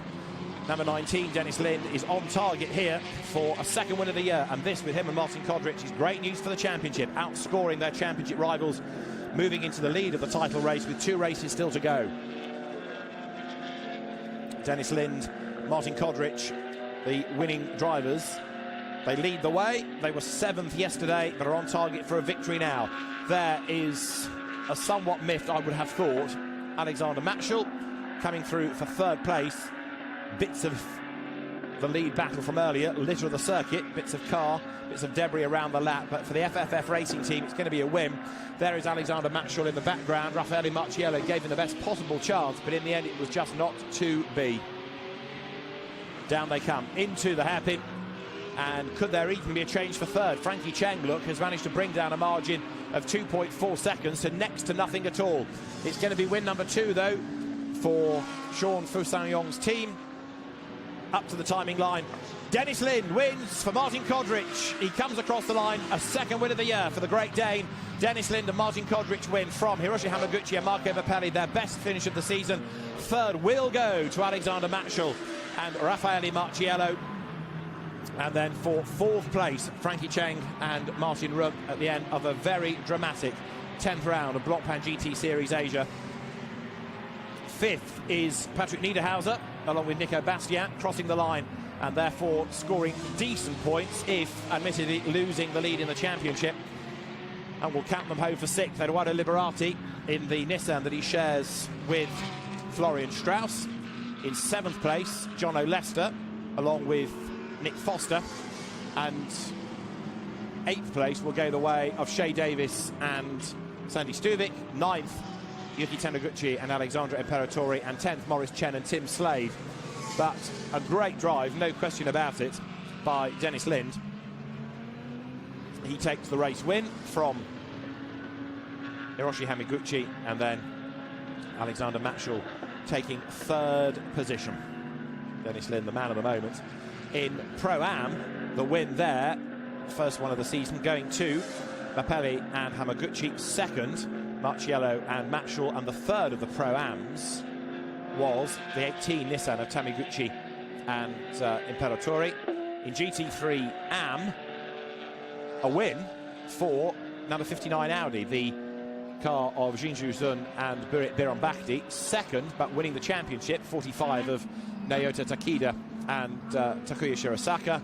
And the 3rd of the Ams. Did we get the 3rd Am? We did. It was 51 of Ben Porter and Andrew McPherson. GT4 won by BMW number 81, Kinoshita and Yokushu from 82, Max Chen and Ken Arata. So a 1-2 for the BMWs, and 3rd was the number 11 Porsche, Brian Lee and Tony Fong. There is the GT4 winning BMW on its way up towards the checkered flag. So a lap up on the class opposition. It will come through now, and Kinoshita brings it home to the checkered flag, scoring yet another victory. The BMW setting itself up nicely, especially with the problems for Rick Yoon and Reinhold Ranger's Mercedes. Reinhold Ranger goes for the last 2 rounds under attack for the title. Alexander Matschel will be frustrated, that is for sure, but it was a great drive while it lasted to fend off the 2 Lamborghinis. But Dennis Lind was very much on his toes. Everywhere that the Lamborghini needed to be, he was able to just find the room, and a brilliant fight up through the order.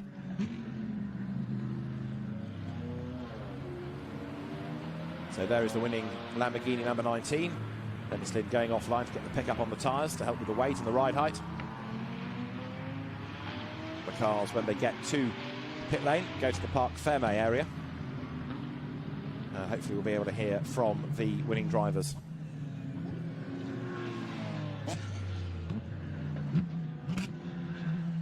So Dennis Lind down the pit road. Behind him is 28, which is the Maurice Chen Ferrari. That finished in 10th place. Good drive by Tim Slade. Maurice Chen less experienced, not as quick, but keeping the car in the top 10. And that's why the Silver Cup and the Pro-Am categories are important because although you're losing perhaps places overall, you've got comparable drivers against whom to squabble. So Alexander Matschel vacates the Mercedes and frustrated for sure. Dennis Lind, joined by Martin Kodrich, gets out of the car. Well done, Dennis. Great drive. Yes, he says, done it. And he and Martin Kodrich, who've made a good partnership this season, celebrate the win.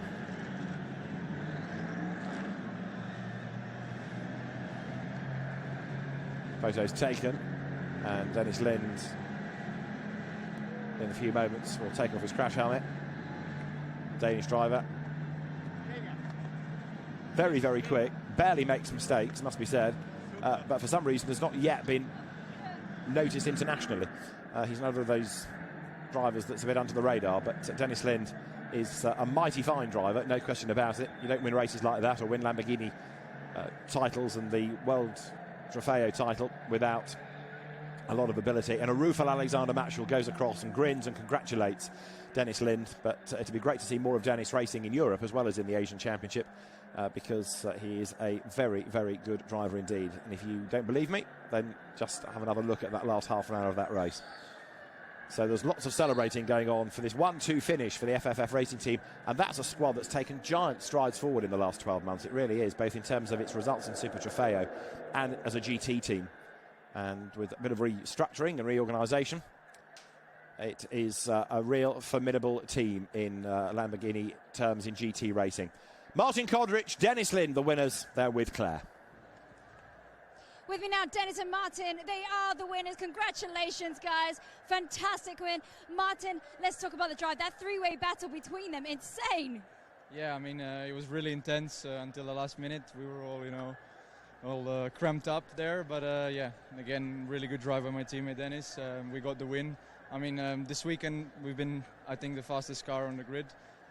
We proved that with 2 double pole yesterday. We not had much luck at the start, neither today, but yeah, today went better because we won the race, and yeah, really good. Dennis, what are you thinking there? It was close. There were some hairy moments. Yeah, he was giving me a good fight. I must say he got some kicks in him, so that was a fun fight. We used the cars a little bit, but you know, rubbing is racing, as they say. So yeah, big congrats to all the podium. My teammate, he finished on second. Was fantastic job by him as well. So I'm really, really happy for the whole team in Lamborghini. Thank you. Congratulations. Dennis Lind and Martin Kodrich then inherit the championship lead. 2 fascinating races to go. And just to level the playing field even more, of course, it's at a circuit we've not been to before in Blancpain GT Series Asia. Last year, the final rounds were in the west of Zhejiang. This year, it's at Ningbo. And so, although some drivers will have raced there, the championship has not been there before. So it's going to be interesting to see how that is brought into the mix. So Dennis Lind and Martin Kodrich victorious. Great effort by both. Martin Kodrich doing that good first stint. And we'll get hopefully a chance to hear from Hiroshi Hamaguchi, the man that takes second place and a win as well in Pro-Am. He's with Claire. Hiroshi and Mapelli right here. Guys, a bittersweet, I can see that moment. Tell us what's going through your head. It's all complicated. Didn't want to battle with the teammate, you know, who's pursuing for overall championship, and you know, wanted to play fair. But, you know, team play is more important. So I deserve this winning, but they deserve it more. So I played it fair. So that's why this tear is coming from. Well, still an excellent drive. And Mapelli, at the start of the race, there was a lot of casualties. I've got to say, you still came out and emerged through that storm. Yes, actually I got a good start and I overtook the car in front of me, and then I tried to put some pressure on Lello, but he knows what he's doing, so it was very difficult, especially in the fast ride before the main straight where I wanted to get the slipstream and overtake. I couldn't, so anyway, I just tried to stay close and let Hiroshi do the job. If anything, you have won Pro-Am. Yeah, I'm happy for it. I mean, we're leading the championship, and we only have 2 rounds to go. So looking forward to it. Congratulations, guys. So a bittersweet result, in a sense, for Hiroshi Hamaguchi. A class win, but missing out on an overall win. So You win one, you lose one, but even so, a great effort. Their best finishing position of the year, second, so fair play to Marco Mappelli and to Hiroshi Hamaguchi. And the drivers then will, in a few moments, make their way up to the podium. There are the 4 podium ceremonies. We have an overall, we have a Pro-Am, an Am, and a GT4 podium within the Blancpain GT Series Asia. And the combination of Martin Kodrich and Dennis Lind taking a second victory of the season. Let's have a look at the highlights then of what was a fabulous race. And it began, like yesterday, with a bang. Contact off the line. Audi's getting sandwiched. It's a nice wide circuit, but even this isn't wide enough for a full field of 32 GT cars, it would seem. 4 wide at the front of the pack into turn 1. Chris van der Drift running out wide. He was done for a false start. Alessio Picariello got a puncture and limped into the pit lane in retirement, and there was damage too for the Mitch Gilbert Aditya Patel Audi. Raffaele Marciello took the race lead. Picariello limped to the pit lane, so too did Aditya Patel. Another one in strife was the Mercedes of Alex Au. Bodywork fouling a tyre. That car pitted, lost ground and fell in the end to 7th in GT4. On the road, there was this great battle going on between Marciello and Mappelli. Trouble also for the number 5 Bentley. That had a long stop, went back into the race as part of its test exercise. In number 18, Alexandre Imperatori squabbled early doors with Tim Slade. Slower co-drivers meant they dropped back a little bit, but up front it was still Marciello ahead of Mappelli as they fought their way through the traffic. Tim Slade was going strongly in his first stint, working in and the yellow Ferrari into contention. Lower down the order, number 71 Mercedes, the Anstone racing car of Zhu Wei, went through as off the road spun Birenbakhti. Good battle between Jordan Pepper and the experienced Daisuke Aito. The Bentley just getting the move done here before turn 3. Pit window open, Chris van der Drift diving in to give way to Li Chao. On track, Mitch Gilbert badly delayed early on, but doing everything he could to prove the pace of both himself and the car. Marciello was getting ready to take over his Bentley. Phoenix Racing Asia squad moving from Audi to Bentley for the remainder of this season, but there were some rather nervous faces watching on from the pit bunkers. Another place change as Sean Tong ran out wide, and past him went Shea Davis in the Porsche. Davis then getting himself up through the traffic as well. Number 911 finishing in 8th place come the end of the race. Alexander Matchell then caught by Hiroshi Hamaguchi, in turn caught by Dennis Lind. The 3 got themselves together late race, but Dennis Lind was just irresistible. The gaps were coming down. This moment was made by Hiroshi Hamaguchi down at turn 14 that cost him time, and Dennis Lind was able to pounce as he went through turns 1 and 2 to get second, and then he got the lead briefly out of turn 13. Back marker getting in the way just ever so slightly. It all changed at the end of the straight though. Lind dropped back into 3rd briefly and into the lead briefly went Hamaguchi. Then it was Matchell back ahead, and then the car swapped ends. Around he went, he slithered off the road, just a bit too much speed carried through the 7-8 sequence. Off the road he spun, and so that put Dennis Lind into the lead, a lead he was not to lose. A second win of the year and a lead in the championship to Dennis Lind and Martin Kodrich. It's celebration time in Shanghai. The Danish and Croatian combination are the winners. Let's confirm the results then of round 10 of Blancpain GT Series Asia, because it's a win for Dennis Lind and Martin Kodrich. Second to Hamaguchi and Mappelli. And Matchell is 3rd, sharing with Raffaele Marciello. 4th is Frankie Cheng and Martin Rump, with 5th being Patrick Niederhauser and Nico Bastian. The top 6 rounded out by Eduardo Liberati in number 23, the car he shares with Florian Strauss. Looking further down, 16th is where you get to the Am winning car number 59 Audi. Despite the spin, it was a class win for Jinju Zhun and Birenbakhti.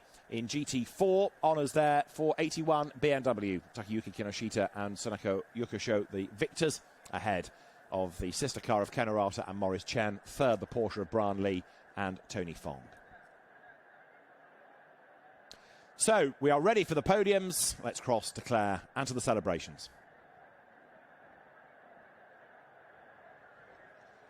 Ladies and gentlemen, welcome to the podium ceremony of Race 2 Blancpain GT Series Asia at Shanghai International Circuit.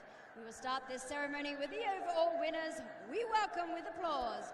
In 3rd position, car 888, Alexander Matchell and Raffaele Marciello.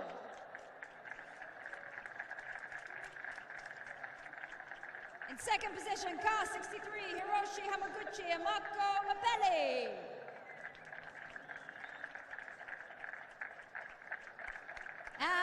on the top step in first position, car number 19, Dennis Lind and Martin Kodrick. A second win of the year for Martin Kodrick and Dennis Lind. The winners here in Shanghai. Alexander Matschel in the white overalls with Raffaele Marchiello taking third place. As now the trophies will be presented. There's Gong Hong Guao, the Motorsport Department Director for the Federation of Automobile and Motorcycle Sports of China, to award the trophies. Third placed Raffaele Marchiello and Alexander Matschel. For second, Hiroshi Hamaguchi and Marco Mappelli. And those four will be back on the podium very shortly. But the winners outright of round 10 of Blancpain GT Series Asia, Dennis Lind and Martin Kodrick, win here in Shanghai. Benjamin Franasovici steps forward with the checks that are presented to the successful season-long entrants. $2,500, $5,000 and $10,000. And as the drivers are encouraged to hold trophies and checks aloft, others are a bit keener to get the champagne open. But Martin Kodrick and Dennis Lind have done a great job to score a second victory of the season. At their feet is the champagne, and Dennis Lind is the first with that as well. That was mighty impressive. Drop the check, pick up the bottle and spray in about 1 second. Raffaele Marchiello a bit deflated, I fear, after only finishing third, but forces a smile and takes third place as the celebrations are underway. The overall podium here. Round 10 of Blancpain GT Series Asia, won by Martin Kodrick and Dennis Lind.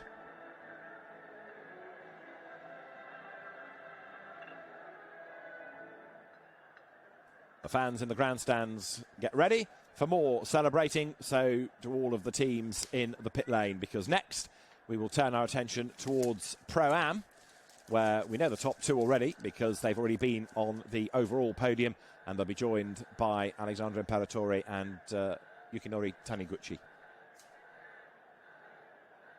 The podium is made ready, and then the drivers will be called forward, ready for the celebrations to get underway.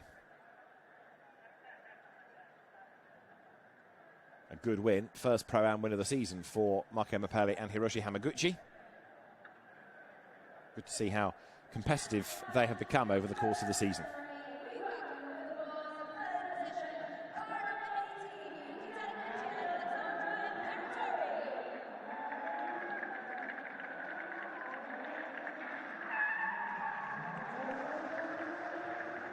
In second position in car 888, Alexandra Matschel and Raffaele Marchiello.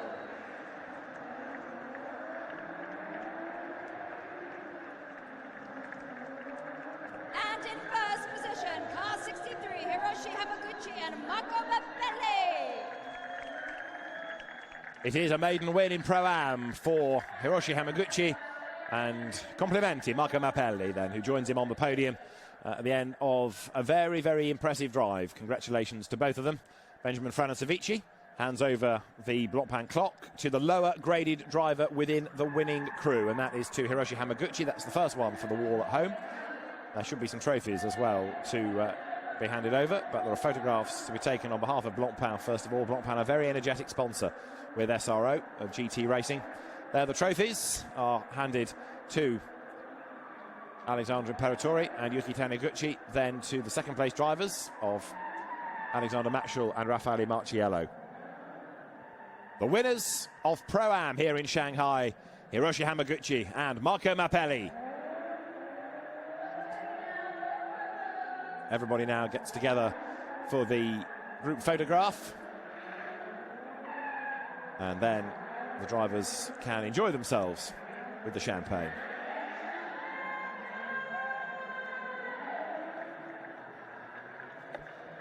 Hiroshi Hamaguchi enjoying the moment. His first victory in the Pro-Am class of Blancpain GT Series Asia, and a very competitive class it is.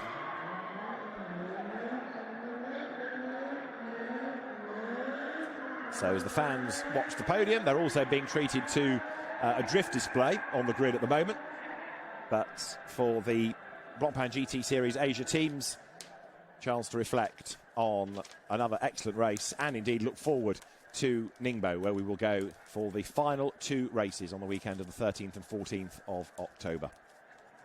So for the AMs, who will be coming onto the podium shortly, it is a win for the newcomers for the purposes of this weekend, namely Burit Biranbakti and co-driver Jinju Shun. And second to the new champions, Naota Takeda and Takuya Shirasaka.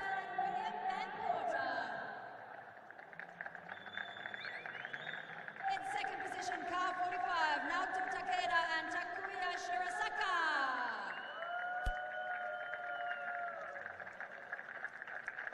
And in first position, car 59, Jinju-san and Burit Biranbakti. The winners of the AM competition here are Burit Biranbakti and Jinju Sun.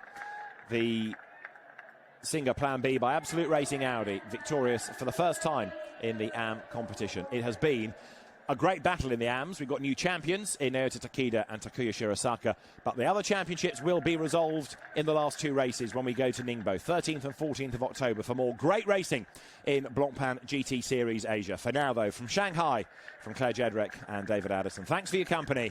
It's goodbye.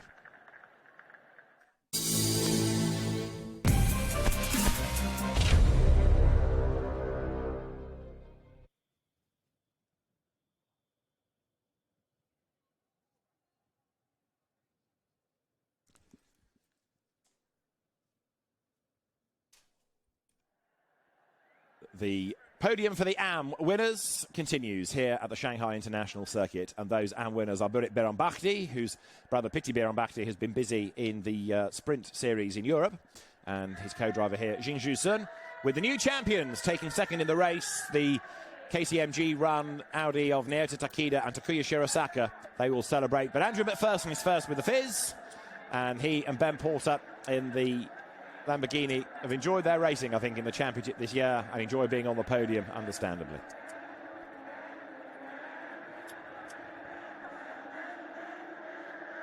So the winning drivers enjoy the celebrations here, but a maiden win in the AM competition for Burit Biranbakti and Jinju Sun.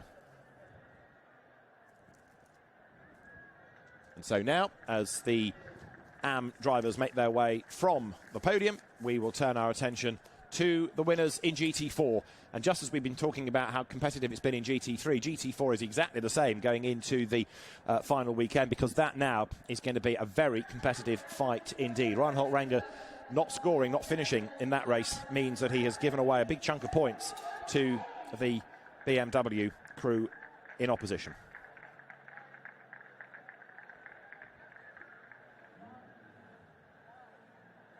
In second position, car number 82, Max Chen and Ken Murata.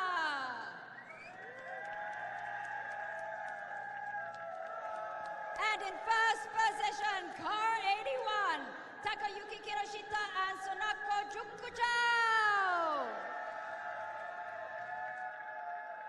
They're the GT4 winners on the podium. Takayuki Kinoshita and Sonako Yukushao, the victors here in GT4. Another excellent drive by both of them, and this sets up the GT4 contest very nicely indeed. As Gong Hongguao, Motorsport Department Director of the Federation of Automobile and Motorcycle Sports of China, presents the trophies to third, where the redoubtable Ringo Chong is to be sadly missing this time, because it's a Porsche crew, Brian Lee and Tony Fong, who are there. But for second and for the win, all BMW, isn't it? And that illustrates how much the M4 has come on over the course of the season.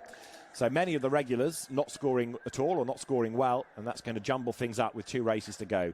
Benjamin Franasovici hands over the checks to the successful drivers, and the celebrations in GT4 are about to begin. But for the BMW team Studi, a 1-2 is a great result. Takayuki Kinoshita and Sonako Yukusho take another victory in the GT4 competition.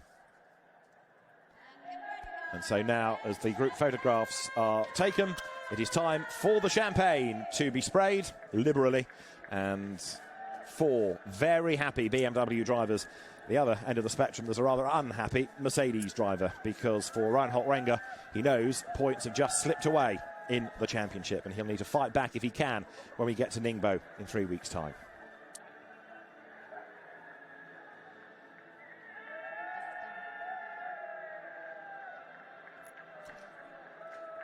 It has been another excellent weekend of racing in Blancpain GT Series Asia. It also sets up our championship battle with 2 races to go across GT3 and, of course, in GT4. Our next stop is Ningbo. We've not been there before, and that could prove out to be another crucial factor in the outcome of this year's titles in Blancpain GT Series Asia.